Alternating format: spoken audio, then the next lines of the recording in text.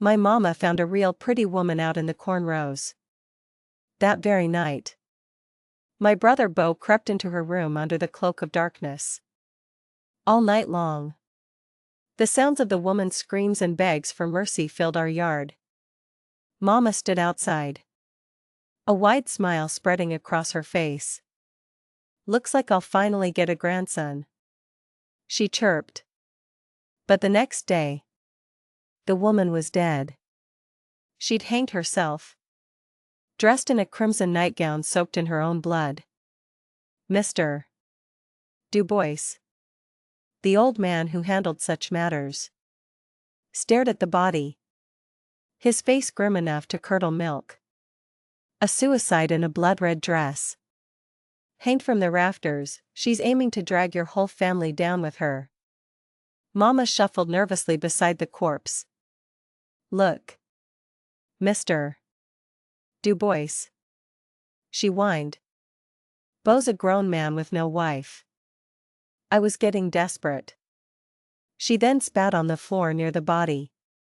"Useless thing. She'd be dead in a ditch if I hadn't taken her in. I offer her a place as my son's wife.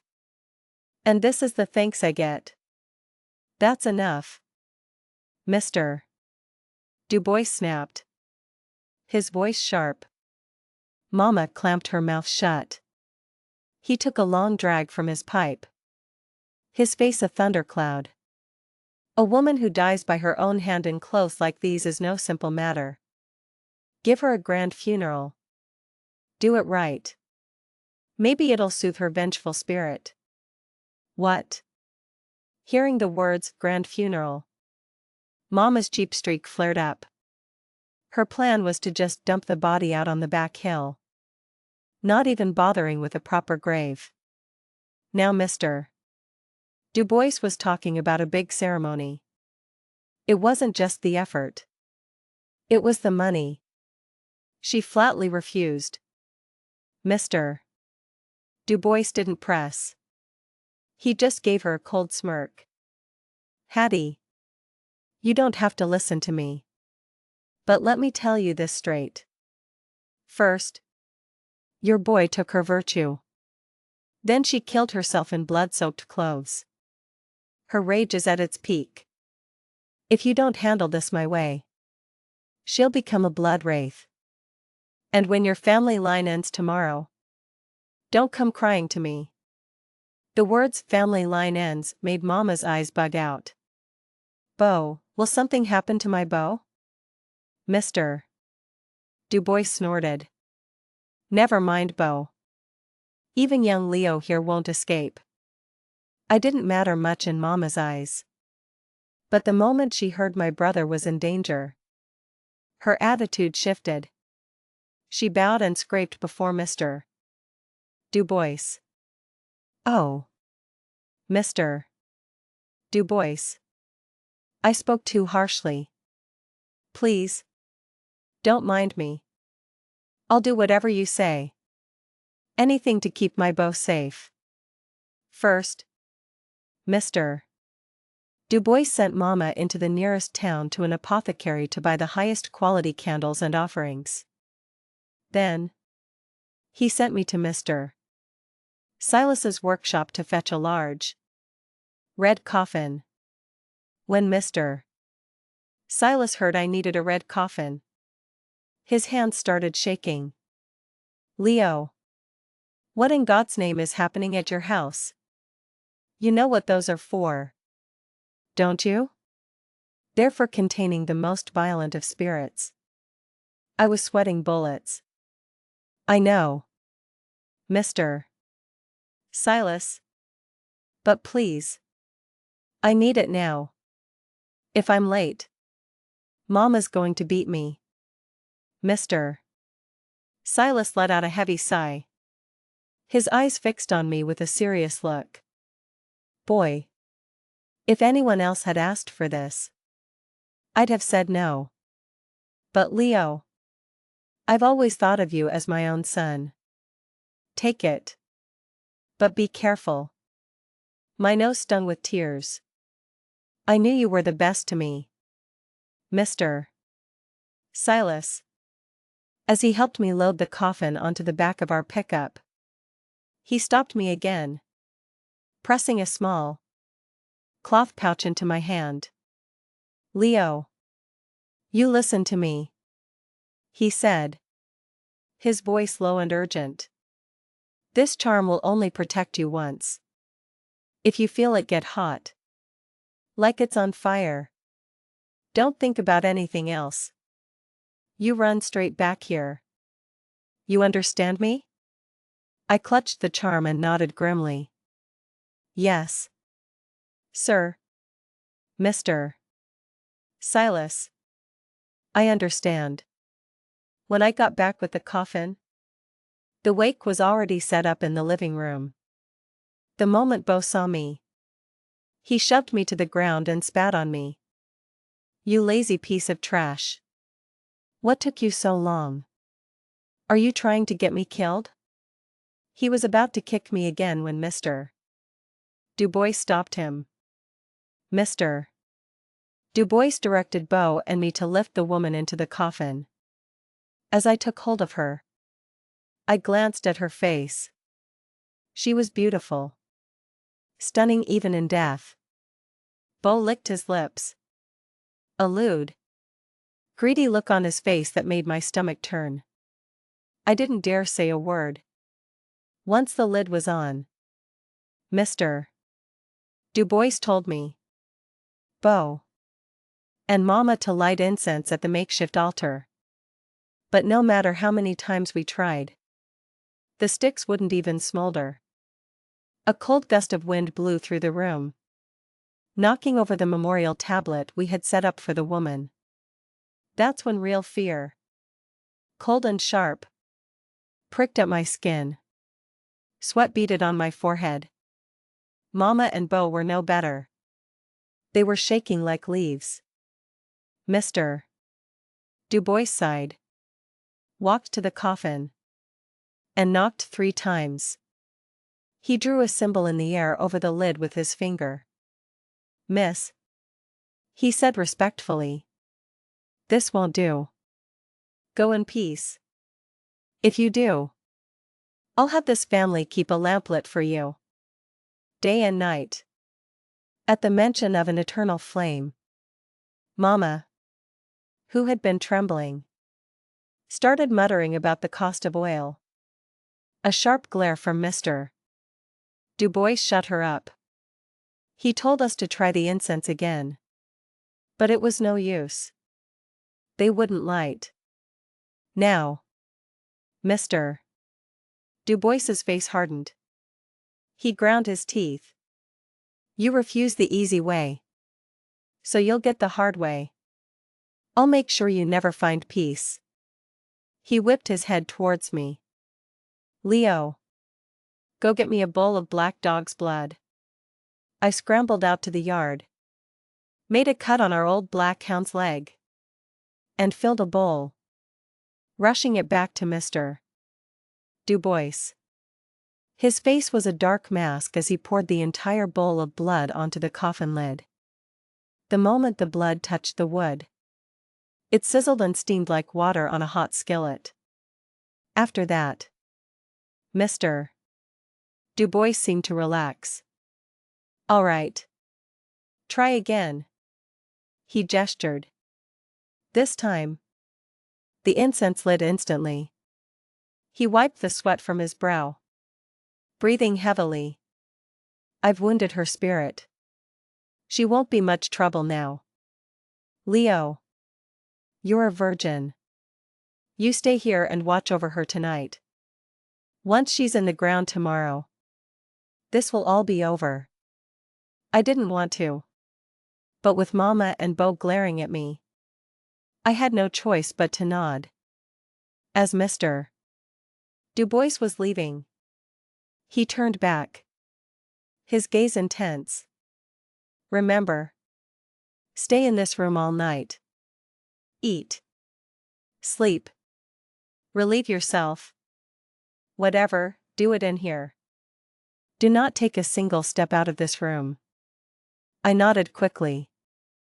I sat with the coffin, And for most of the night, nothing happened. Just as I was starting to relax, my eyelids getting heavy, Bo came in. I shot up, ready to say something. But he silenced me with a vicious look. He shoved me out of the room. The last thing I saw before the door closed was Bo eagerly lifting the coffin lid and climbing inside. About 15 minutes later, he came out, a look of disgust on his face. He grabbed me by the collar. "If you tell anyone I was in here tonight, I'll kill you," he snarled. I nodded frantically. Terrified. Satisfied. He left. When I went back into the room, I couldn't shake the feeling that the coffin was a much deeper, richer red than before. I quickly looked away. But then I heard it, a woman's weeping. Shrill and piercing. Like a razor in my ear. A cold sweat broke out all over my body. I stumbled to the coffin and started banging my head on the floor. "I'm sorry. I'm sorry. Please. Don't come for me. It wasn't me who hurt you. I brought you a piece of bread when you first came here. Please. Don't hurt me." As I babbled, lost in terror, a sudden warmth spread across my chest, and the crying in my ears stopped. Was I safe? My trembling hand reached into my shirt pocket and pulled out the small pouch Mr. Silas had given me. It was still warm. The charm had saved my life. Shaking with relief, I tucked it back into my pocket. Even with the charm, there was no way I was staying in that room. I scrambled to the doorway and huddled there, trembling, waiting for dawn. Just as the sky began to lighten, Mr. Du Bois arrived with 8 men. He saw me by the door, and his expression flickered for a moment before returning to normal. He led the men, who I recognized as the town's pallbearers, into the living room. The moment the pallbearers saw the coffin, their faces changed. One of them spoke up, his tone sharp. "Mr. Du Bois, we're all in the same line of work. Let's not play games. We know exactly what kind of thing needs a red coffin. If you don't give us a straight answer today, don't expect us to show you any respect." The man had completely dismissed Mr. Du Bois's authority. Mr. Du Bois wasn't angry. He just sighed. To be honest, the woman inside was my nephew's bride-to-be. She fell down a ravine on her way here and died. Died in a fall? The pallbearers seemed to relax a little, but their faces were still full of suspicion. If it was an accident, with no ill will, why the red coffin? Don't lie to us, Mr. Du Bois. He huffed. We go way back. Why would I lie? The girl died before she was married. Still a virgin. We were afraid her spirit would be restless, so we used the red coffin. You can lift it without worry. I'll stake my reputation on it. No bad karma will touch you. The pallbearers looked at each other, uncertain. Mr. Du Bois narrowed his eyes. I know the rules. Even though there's nothing dangerous in this coffin, it's still a red one. I'll pay you the rate for a red coffin job. How about it? Money talks. With the promise of extra pay, the pallbearers hesitated no longer. They gritted their teeth and took the job. They positioned themselves, braced, and heaved. The coffin didn't budge. Mr. Du Bois's face turned ugly. He pulled me aside. Leo, tell me the truth. Were you in this room all night? Did anyone touch this coffin? I hesitated. Torn. But then my brother Beau emerged from his room. Stretching and yawning. He shot me a warning look. That was all it took. The words died in my throat. I insisted I had been there all night and that no one had come in. Muttering strange to himself. Mr. Du Bois dragged me back to the coffin and pricked my finger with a pin. I yelped and tried to pull my hand back. But he held it fast, letting my blood drip onto the coffin wood. Only when the blood had soaked in did he seem to sigh in relief and let me go. All right. He gestured to the pallbearers. Try again. This time. They lifted the coffin with ease. The burial went smoothly. After the pallbearers left, pockets full and spirits high, a deep silence fell over our house. That night, I tossed and turned in bed. On one hand, I was relieved it was all over. On the other, I felt a pang of pity for the woman. It felt like my brother had gotten off too easily. But I knew better than to say anything. As I was drifting off, a woman's voice came from Beau's room next door. I jolted awake. It was the same voice as the woman's from 2 nights ago. I broke out in a cold sweat, my teeth chattering. I held my breath, trying to listen more closely. But the sound was gone. The silence was absolute. I tried to convince myself I had imagined it. Please, let it be a dream, I whispered. The next morning, I was woken by Beau's screams. I threw on my clothes and ran to his room. When I burst in, I saw Mama on the floor, holding a shuddering Beau in her arms. And there, on the bed, lay the woman we had buried yesterday. The sight made my blood run cold. I shakily took a step closer. The woman's cheeks were rosy, her skin glowing. She looked anything but dead. In contrast, my brother's face was a ghastly, ashen gray. He trembled in Mama's arms. Looking between them, I thought Beau was the one who looked like a corpse. Mama was wailing. Oh, my lord. Don't you hurt my Beau. Then she turned on me, her eyes blazing. What are you standing there gawking for? Go get Mr. Du Bois. Her shout snapped me out of my trance. I sprinted out of the house and all the way to Mr. Du Bois's.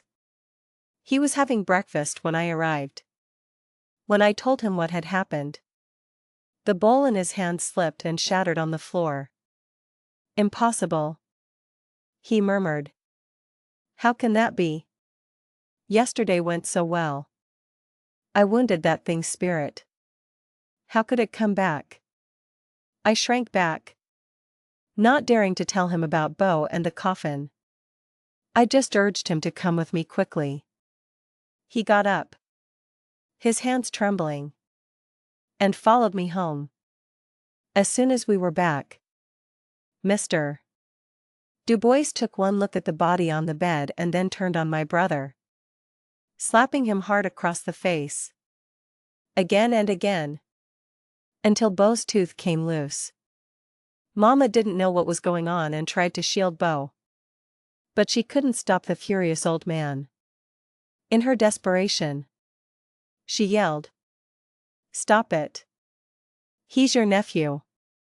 Your only bloodline. If you kill him, your family ends with him." I froze, my head snapping up to look at my mother, stunned. But before I could process what she'd said, Mr. Du Bois yanked her in front of me. He pointed a shaking finger at me. You tell your mother what her precious son did that night." Under pressure from both of them, I stammered out the story of how Bo had gotten into the woman's coffin. The moment the words left my mouth, Mama kicked me to the ground. She pointed at me, her voice shrill with rage. "You worthless child. You saw him go into the coffin and you didn't stop him? What were you thinking?" Then she turned back to Bo, wailing and hugging him. "Oh, Bo. It's all my fault. I failed to get you a wife. And that's what drove you to this. Mama is so sorry." A wave of despair washed over me. "Enough, Mr. Du Bois's roar cut through her crying. He sighed, his already stooped back seeming to curve even more, as if he'd aged 10 years in an instant. He looked at Bo with weary contempt. "You fool." That woman was already a vengeful spirit in red. I managed to weaken her, to keep her from causing real harm. "And what did you do? You went right to her, letting her feed on your life force. She's latched onto you now. She's going to drag you down to the grave with her. How am I supposed to save you now?" At his words, Mama's face went white, and she collapsed in a heap on the floor. I just felt numb. He couldn't be saved? Well, maybe that was for the best. Because of what happened with Bo, nobody was in the mood to eat. Mr. Du Bois told me to go to my room. I knew they wanted me out of the way. I didn't argue, just nodded and left. From dusk till dark, there was no sound from their room. I was lying in bed, tossing and turning, when my door creaked open. It was Mama. I sat up with a start, but she just gestured for me to lie back down.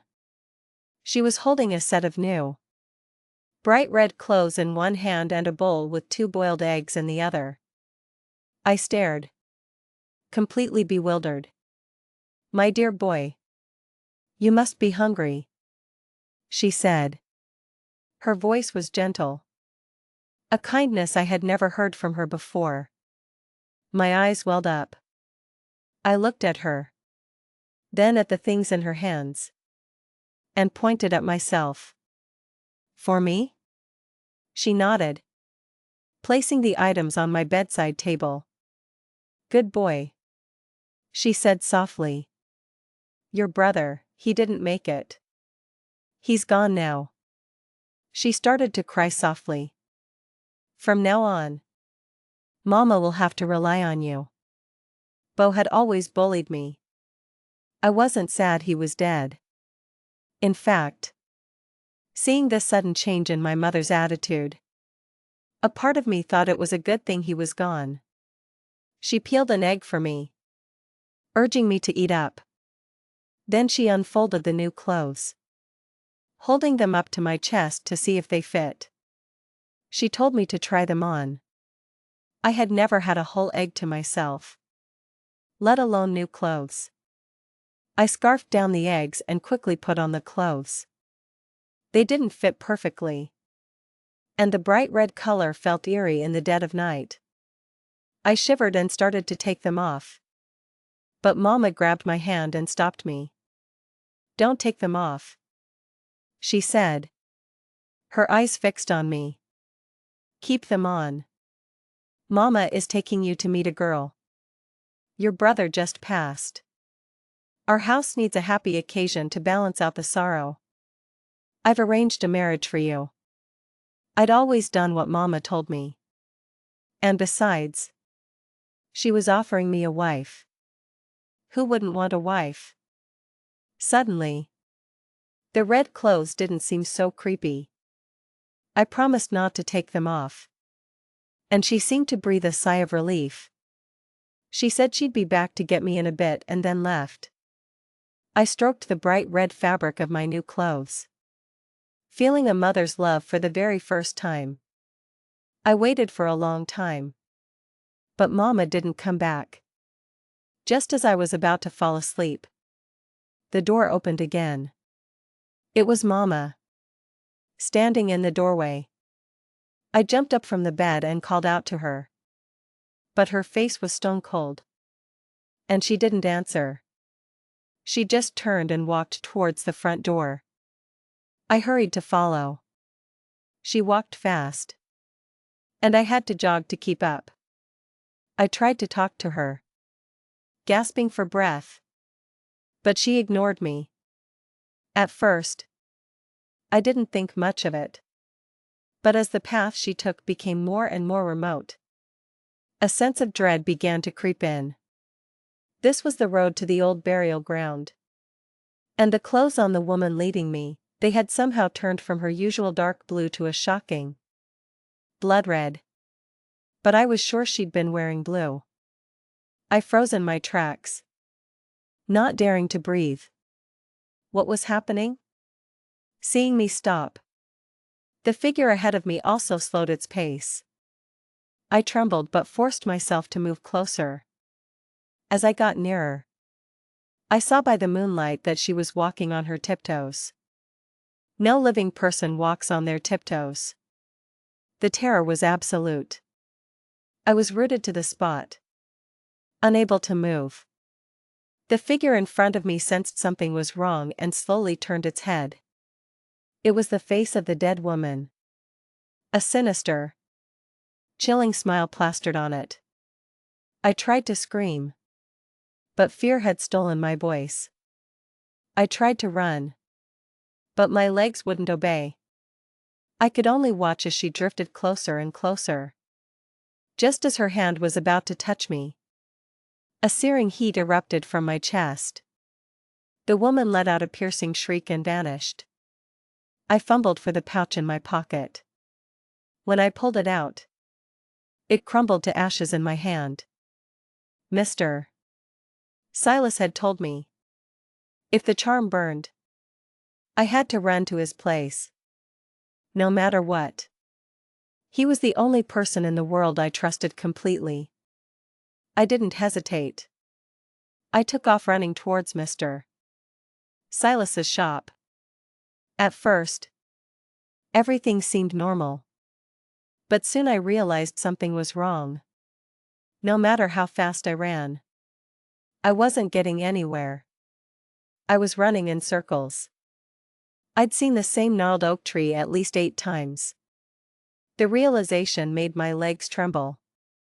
But even knowing I was trapped, I didn't dare stop. The oppressive darkness and silence of the woods were terrifying. Running was the only thing keeping the fear at bay. Just as I was about to collapse from exhaustion, convinced I was going to die there, a loud shout cut through the dead silence. By my word, all spirits be still. It was Mr. Silas's voice. The moment I saw him, tears streamed down my face. Mr. Silas.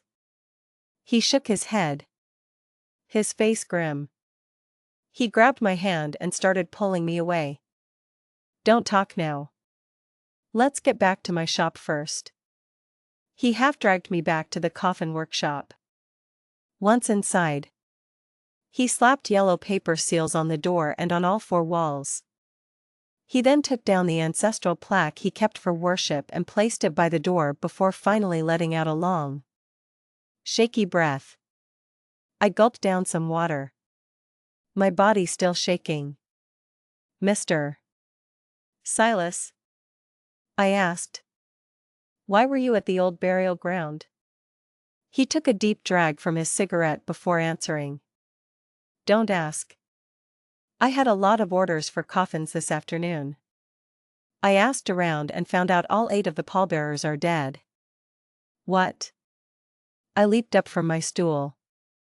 You're saying all 8 of them are dead? Mr. Silas nodded, his face dark. All of them died last night. And it was ugly. The back of my neck went cold, and a shiver ran down my spine. The pallbearers were men who dealt with the dead. They had their own ways of doing things. For all of them to be wiped out in one night.